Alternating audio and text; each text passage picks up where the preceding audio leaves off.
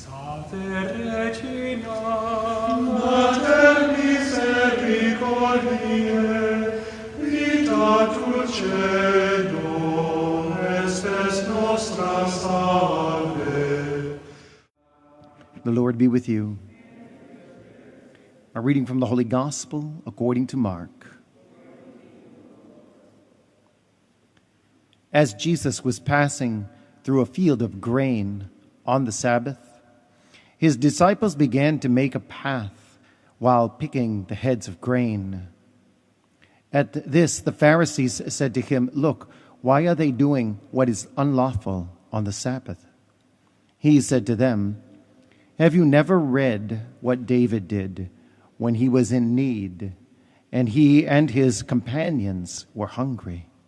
How he went into the house of God when Abiathar was the high priest, and ate the bread offered that only the priests could lawfully eat, and shared it with his companions. Then he said to them, 'The Sabbath was made for man, not man for the Sabbath.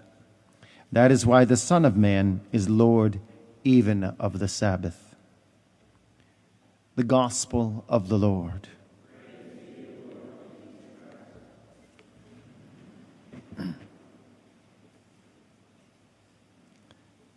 Not as man sees does God see.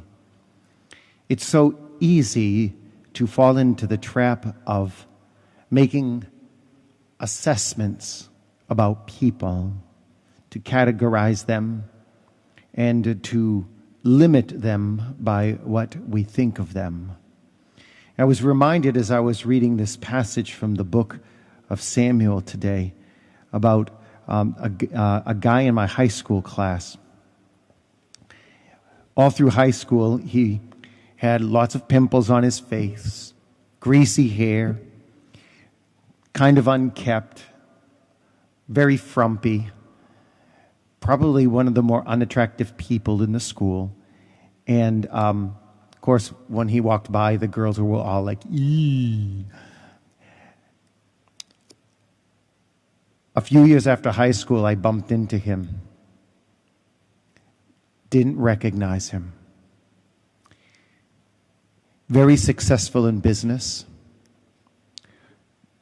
Whole makeover and look. He became very conscious of hygiene and properly dressed.